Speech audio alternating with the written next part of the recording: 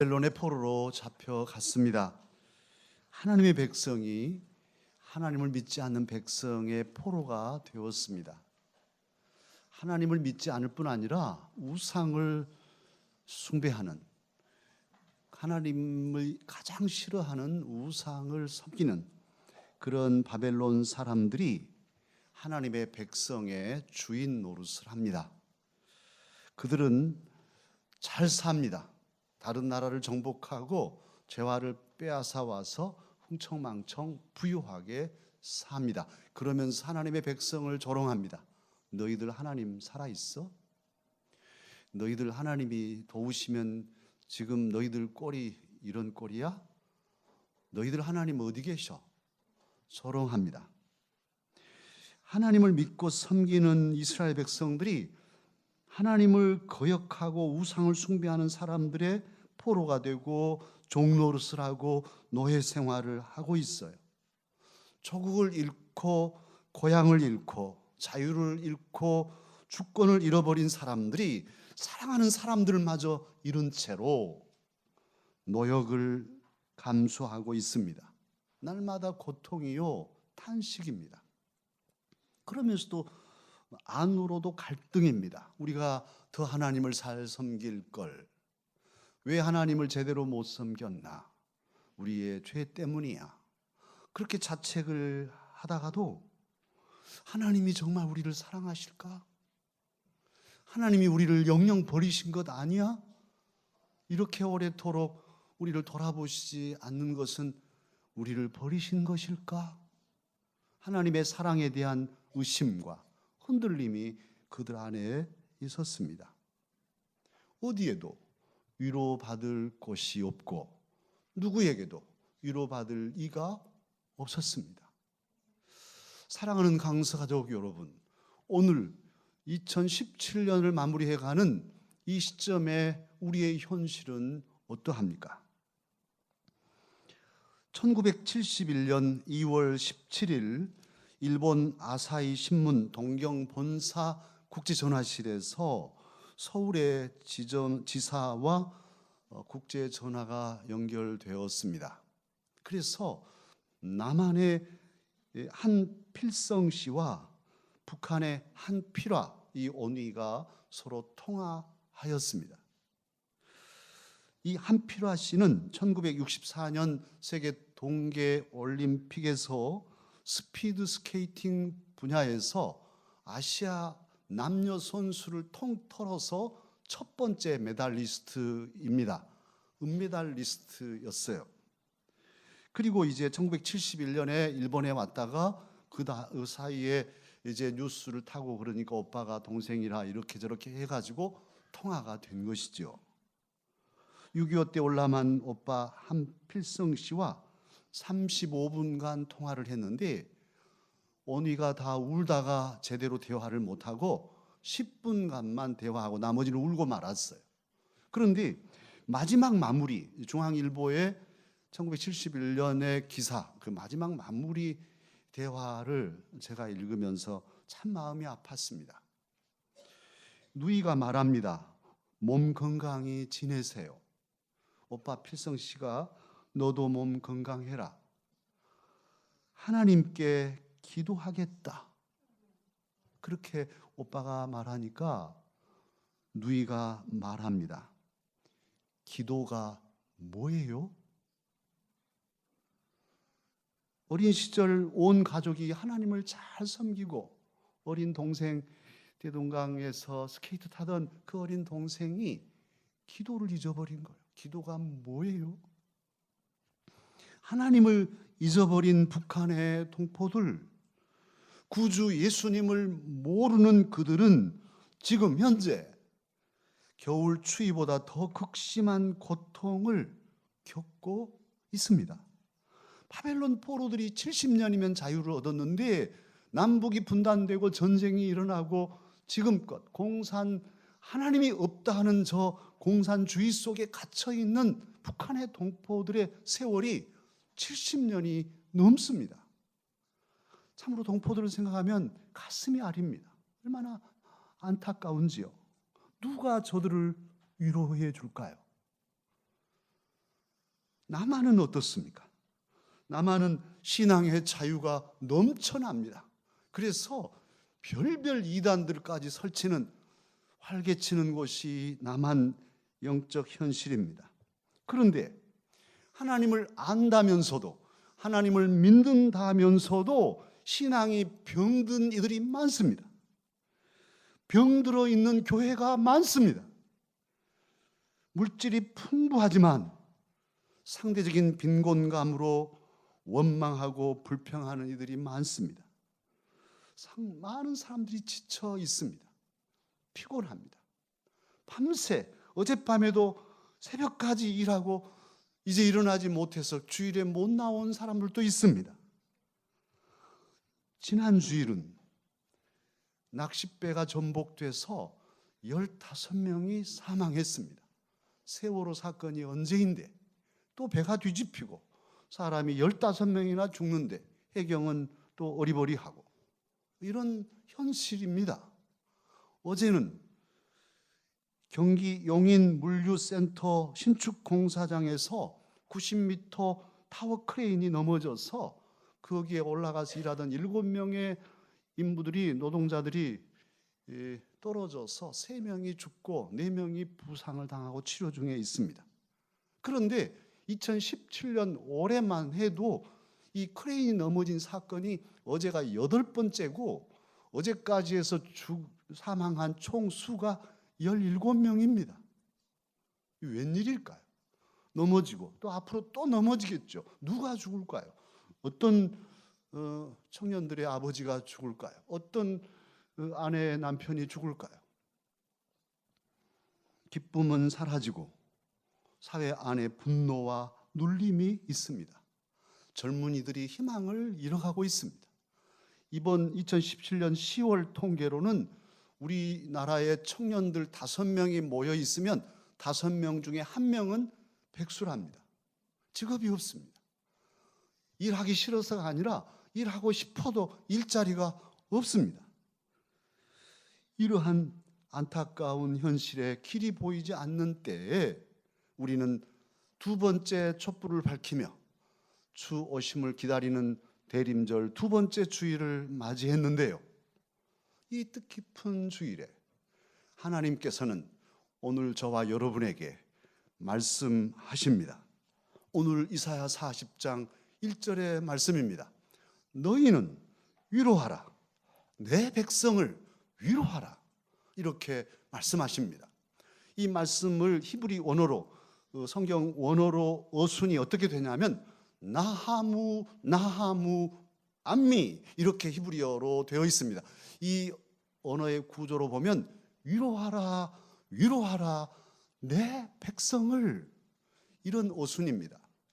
위로하라, 위로해라, 내 백성을 위로해라 하는 간절한 아버지 하나님의 마음이 새겨진 명령이 본문입니다.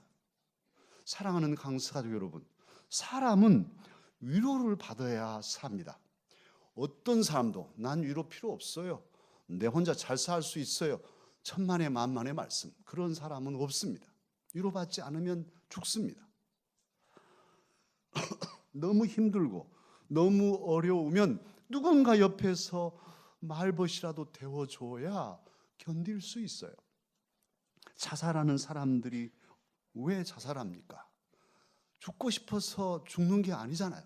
자살하는 사람들은 거의 100% 신호를 보낸다지 않습니까? 가까운 이에게 나 죽을 거야, 나 이제 곧 이제 내 생명 끊을 거야, 신호를 보내는 거예요. 나 좀 붙잡아 달라는 것이죠. 그래도 아무도 없어요. 그러면 이제 뛰어내리는 것이죠.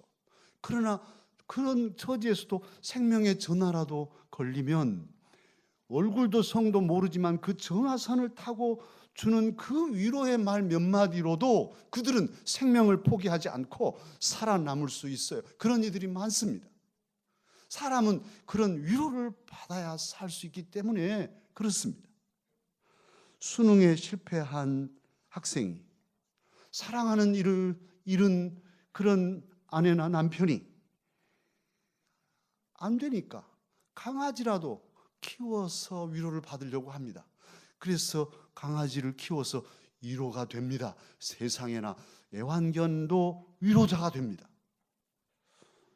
슬픈 내 곁에 누군가 함께 해주면 큰 위로지요. 성경에 보면 창세기 24장에 이삭이 나옵니다. 이삭은 40살에 노총각으로 장가가는데요. 이삭의 어머니 사라가 이삭이 37 됐을 때 별세합니다. 막 이게 만불의 상수리나무 굴에 묻잖아요. 어머니를 여인 이삭이 정말 위로를 못 받고 괴로워해요. 그런데 아버지가 엘리에셀 종을 하란에 보내서 리브가를 귀한 규수를 데려오잖아요. 그래서 그 리브가를 맞았을 때 이삭은 자기 어머니가 평소에 사용하시던 그 장막, 그 텐트에 리브가를 드리고 거기에 신방을 차려요. 그리고는 성경에 보면 리브가를 드리고서 맞고 위로를 받았더라, 이렇게 기록되어 있습니다. 어머니를 잃은 아들 이삭의 슬픔을 아내가 위로자로 위로해 주었다는 말씀입니다. 사랑하는 강사가 여러분, 사람이 우리에게 위로자인데요, 심지어 강아지도 우리에게 위로자인데 하물며 하나님은 어떠실까요? 성부, 성자, 성령, 성삼일체 하나님은 우리에게 온전한 위로자이십니다. 완전한 위로자이십니다. 하나님이 우리의 위로자세요. 다윗은 20대 30살에 왕이 됐으니까 20대 약관의 나이부터 10년을 광야로 살아갑니다. 광야의 삶이란 죽음 같은 삶이죠. 골짜기 도망치면서 살아가는 삶이 어떻겠어요? 정말 앞이 막막한, 언제 자기의 앞날이 편할지, 언제 죽을지 모르는 세월을 견뎌내는데요, 그가 시편 86편 17절에서 고백합니다. 여호와여, 주는 나를 돕고 위로하시는 이시니이다. 여호와 하나님, 주님은 나의 돕는 자시고 나를 위로하시는 위로자이십니다. 이렇게 믿음을 가지고 견뎌냅니다. 그렇다고 해서 하나님이 다윗아 위로해 주신 게 아니잖아요. 앞이 보이지 않는데, 오늘 자고 나도 광야고, 사울은 왕은 자기를 죽이려고 하고, 그렇지만 그 막막함 속에서도 하나님은 나의 위로자이십니다. 하나님은 나의 도움이십니다. 그 하나님을 의지하고 앞을 뚫고 기다리며 참고 견디며 나아가서 마침내 이스라엘의 위대한 왕이 되었습니다. 할렐루야.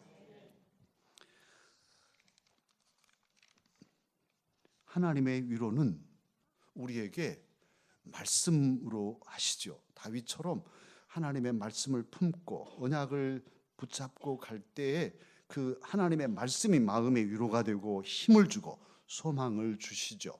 인간의 말과 달리 하나님의 말씀을 그래서 암송하고 계속 읊조리며 묵상하면 강력한 힘이 되고 위로가 됩니다. 그런데 그 하나님께서는, 말씀으로 우리를 위로하신 하나님은 그 말씀이신 성자 예수님을 사람의 몸을 입어서 세상으로 보내셨습니다. 이걸 성육신이라고 하고 또는 도성인신이라고 합니다. 도이신, 말씀이신 예수님께서 사람의 몸이 되신 이 사건이 성탄절이죠. 예수 그리스도는 그렇게 사람의 몸으로 오셔서 우리와 똑같은 삶을 사셨어요. 그렇기 때문에 예수님은 우리의 고통을 다 아십니다. 우리의 슬픔을 다 아시고 공감하시며 위로해 주십니다. 우리의 외로움을 아시는 주님, 우리의 분노를 아시는 주님, 우리의 연약함을 아시는 분이 바로 예수 그리스도이십니다. 그러기에 우리에게 온전한 위로자로 우리 곁에서 함께 우시고 함께 아파하시며 우리를 붙들어 위로해 주십니다. 뿐만 아니라 우리 예수님께서는 친히 당신의 몸을 우리를 위해 내어 주셨습니다. 그래서 우리의 죄짐을 다 지시고 죄의 값을 치러 주시고 우리의 연약함, 우리의 질고까지도 그 한 몸에 다 감당하시고 십자가의 길, 비아 돌로로사, 고난의 길을 걸으셨습니다. 우리 주 예수님은 우리 전부를 끌어안으시고 친히 아파하시며 우리의 모두의 짐을 온전히 져주신 참된 위로자이십니다. 그 주님, 성부 하나님과 성자 예수님, 성령 하나님, 성삼위일체 하나님의 위로하시는 내용이 오늘 본문에 기록되어 있는데요, 그 내용인즉슨 2절의 말씀입니다. 그 노역의 때가 끝났다고 선언합니다. 그 죄악이 사함을 받았다고 선언하고 있습니다. 고난의 끝이 왔다는 거예요. 슬픔의 끝이 되었다, 형벌의 끝이 되었다, 절망의 끝이 왔다, 지금 그 말씀을 선포하고 계십니다. 길고 긴 포로 생활이 끝났다 하십니다. 종살이, 지긋지긋한 종살이 끝났다 하십니다. 병과 싸우시는 우리 집사님도 계시는데 1년, 2년, 5년, 10년이 가도 낫지 않는 이 아주 끈질긴 이 질고와 투병의 시간이 이제는 끝났다, 이제는 건강하게 되었다 선포하고 계십니다. 빚에 쪼들리고 언제나 새방에서 벗어날까 계속 빚에 살아온 그런 사람들을 향해서 오늘 주님, 노역의 때가 끝났다, 이제 빚쟁이 생활은 끝났다 말씀하고 계십니다.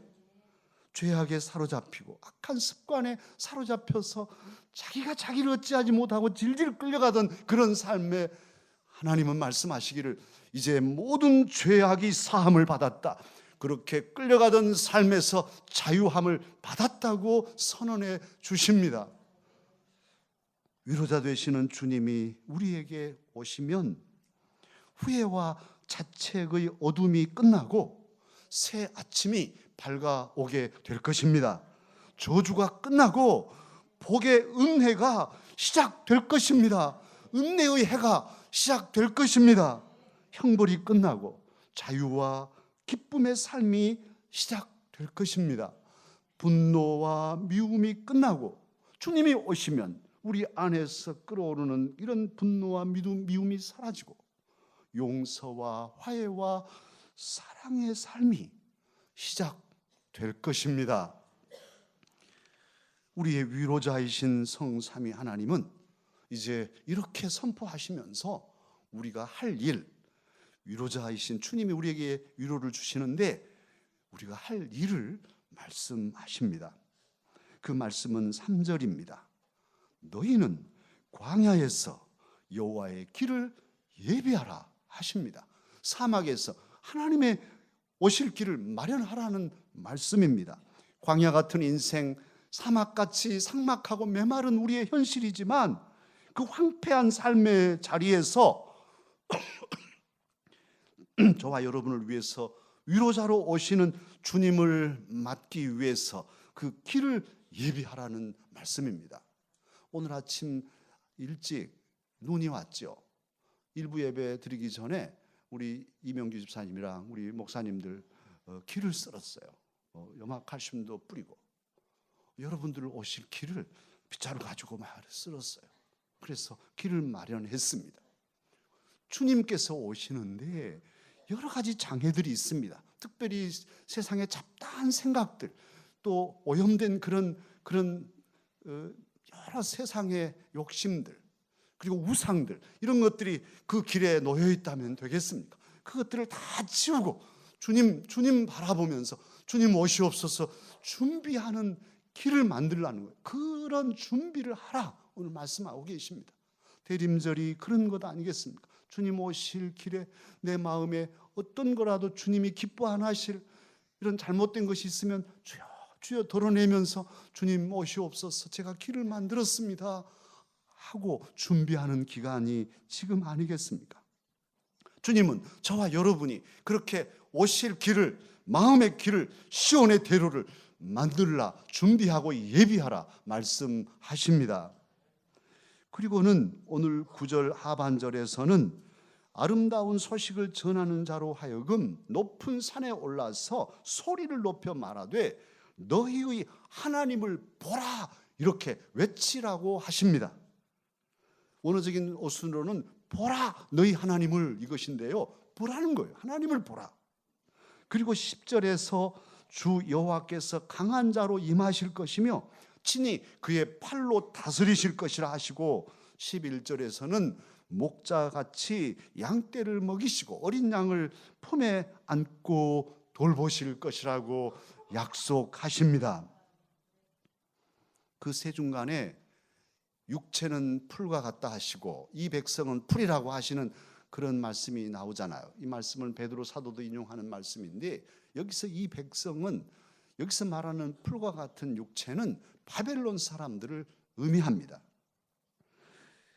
그들의 번창함은 바벨론 사람들이 잘 먹고 잘 살며 빌딩을 올리고 자기 땅을 넓히면서 자만하고 자랑하지만 그들의 육체는 풀이고 그들의 모든 영광은 풀의 꽃이다. 그래서 여호와의 기운이 한번 휙 불면 모든 풀은 시들고 꽃은 떨어져 사라지게 될 것이다. 그 말씀이에요. 사랑하는 강사가족 여러분, 바벨론 사람들, 번영하지만 하나님 없이 사는 저들의 득세를, 그렇기 때문에 저와 여러분도 부러워하지 말아야 합니다. 오직 저들을 바라보는 것이 아니라 우리의 위로자 되신 주 여호와 하나님, 우리 주 예수 그리스도, 성령님, 성삼위일체 하나님을 바라보며 살아야 합니다. 세상 영광 보지 말고 목자이신 하나님을 보십시다. 지금 나를 괴롭히고 얽어매는 문제를 보지 말고 그 모든 문제를 단호히 끊으시고 자유함을 주시는 주 예수 그리스도를 바라보십시다. 우리 위해서 당신의 전부를 내어주신 분이 예수 그리스도이십니다. 주님은 저와 여러분을 위해서 하늘 보좌도 버리시고 뺨 맞고 가래침 탁 받아도 아무 말 없이 저와 여러분을 살리시려고 그 수치를 감수하신 이유가 저와 여러분을 사랑하시기 때문이 아닙니까? 그 주님을 바라볼 때, 그 주님을 우러를 때 우리는 세상을 이길 힘을 얻게 될 것입니다. 하나님 아버지는 저와 여러분이, 자녀된 저와 여러분이 세상에서 하나님의 은혜 속에 살기를 원하십니다. 우리를 하나님은 사랑하십니다. 저와 여러분을 꼬집고 이 못된 것들하고 시궁창에 쳐넣어서 아주 힘들어하는 걸 보면서 깔깔대시는 이런 못된 아버지가 결코 아니십니다. 하나님은 저와 여러분이 하나님의 은혜 속에 행복하기를 기뻐하십니다. 저와 여러분이 끝없는 고통에 사로잡혀 사는 것 원치 않으십니다. 계속해서 슬퍼하며 눈물만 흘리는 삶을 사는 것 기뻐하지 않으십니다. 하나님은 아버지이시기에 우리가 불평하고 원망하고 사는 것도 좋아하지 않으십니다. 우리가 분노를 품고 싸움닭이 되어서 벼슬을 올리고 이렇게 살아가는 것 주님 기뻐하시지 않습니다. 우리를 위로하시는 주님은 우리도 주님처럼 100%는 아니겠지만 그래도 반의 반보라도 주님을 닮아서 위로자로 살기를 원하고 원하십니다. 그러므로 이 시간 저와 여러분, 우리의 마음을 평탄하게 하십시다. 우리의 마음을 살피고 마음속 길을 가로막고 있는 그 무엇이 있다면 하나씩 하나씩 주님의 도우심을 힘입고 덜어내고 비워내고 치우십시다. 우상을 물리치십시다. 내 마음길을 어지럽히는 장애물들을 깨끗이 제거하고 진심으로 회개하며 주님을 맞이할 마음길을 준비하십시다. 그리고 위로자로 내게 오시는 주님을 기쁨으로 맞이하십시다. 슬픔과 절망을 끝내주시고 희망찬 새해를 살게 해주시라고 간구하십시다.